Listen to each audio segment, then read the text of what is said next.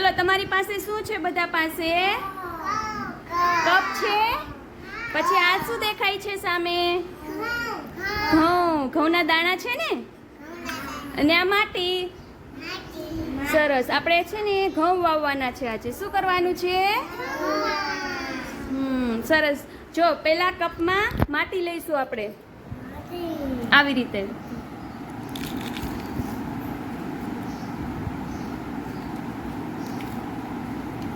આવડે?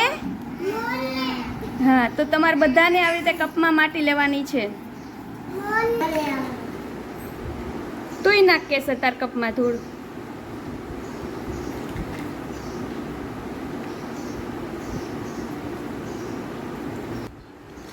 પાથિયું તુંય નાખ.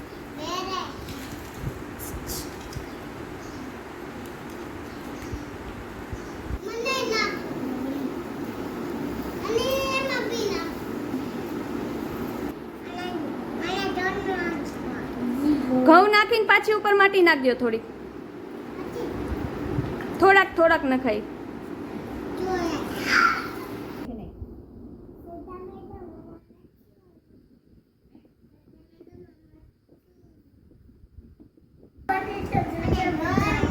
હવે પાછી ધૂળ નાખ દે થોડીક.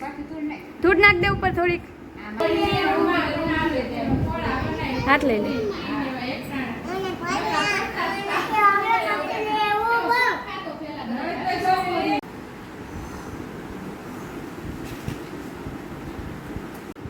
ચલો આપણે કપમાં બીજ વાવ્યા હતા, યાદ છે ને?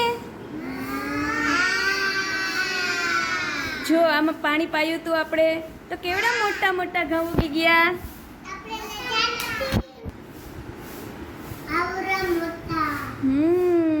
શું કામ મોટા થયા? કોને ખબર છે? હા, એને ખાવાનું આપ્યું. એને ખાવા શું જોઈએ? પાણી જોઈએ, માટી જોઈએ અને સૂર્યપ્રકાશ જોઈએ. એટલે પછી બીજમાંથી ધીમે ધીમે બહાર આવે. પછી આવડા મોટા થઈ ગયા.